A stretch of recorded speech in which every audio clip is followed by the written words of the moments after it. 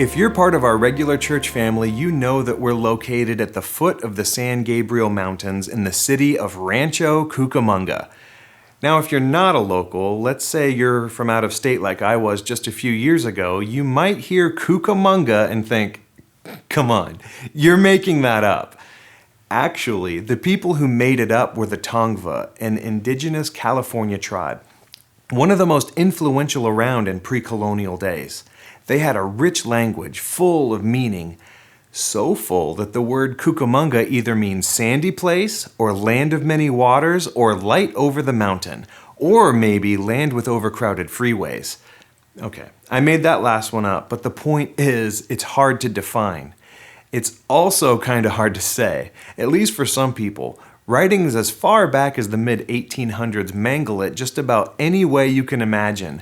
Cocomungo, Chocamunga, Cocomingo, Cocomongo, Cucumunga, Pocamongo, the list goes on.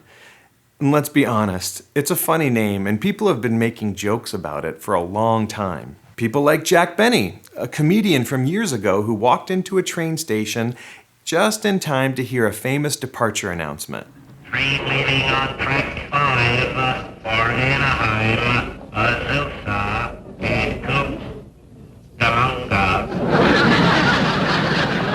That recurring gag put Cucamonga on the map. So much so that if you walk into our local baseball stadium, you'll pass by a life-size statue of Benny himself. In fact, the stadium is actually located at Jack Benny Drive and, coincidentally enough, Rochester Avenue. Go figure. Now, all the teasing could have stopped back in 1977 when Cucamonga, Alta Loma, and Etiwanda voted to merge and incorporate as a new city. They could have called it anything. What did they pick? Rancho Cucamonga. What can I say? But actually, that's what this area was called on the original Spanish land grant, making it the most historically accurate choice. So I say kudos to Cucamonga for having the courage to stand up for its name no matter what other people say. But there's a name much more famous than Cucamonga we need to stand up for, the name of Jesus. That's getting harder to do as our culture gets more and more hostile to our faith. Christians aren't perfect, and some of the criticisms aimed at believers are justified. But society these days has thrown the baby out with the bathwater. It's more than just a disagreement about issues. People of faith are being marginalized, mistreated, or just plain canceled. It can get scary, and I hate to say it, I think it's going to get worse. As it happens, we're all going to have to make a choice between 3 options: shut up, give up, or stand up. Shutting up means living a life as a secret agent Christian. You have Jesus on the inside, but on the outside, you look, talk, and act just like everybody else. You won't get criticized or canceled, but you won't grow either. The Bible calls it being lukewarm or living in the flesh, not recommended. We've all heard about people who give up. The pressure to conform to this world is more than they can resist. So instead of trying to resolve their faith issues or work out their differences with the church's people or practices, they cave into the culture and walk out the door and write off Christianity as something they outgrew.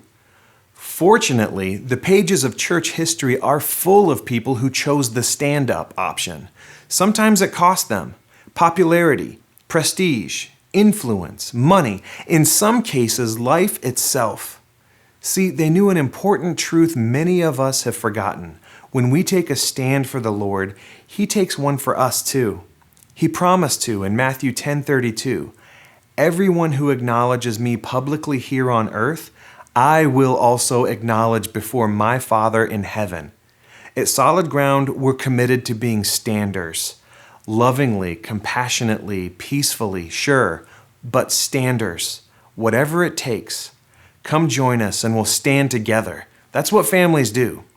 We'll be back next week with a new edition of Potluck. Click like, share, and become a subscriber so you can get reminded. And you can visit sgbic.com or visit our YouTube channel to catch up on episodes that you missed. In the meantime, see you on Sunday.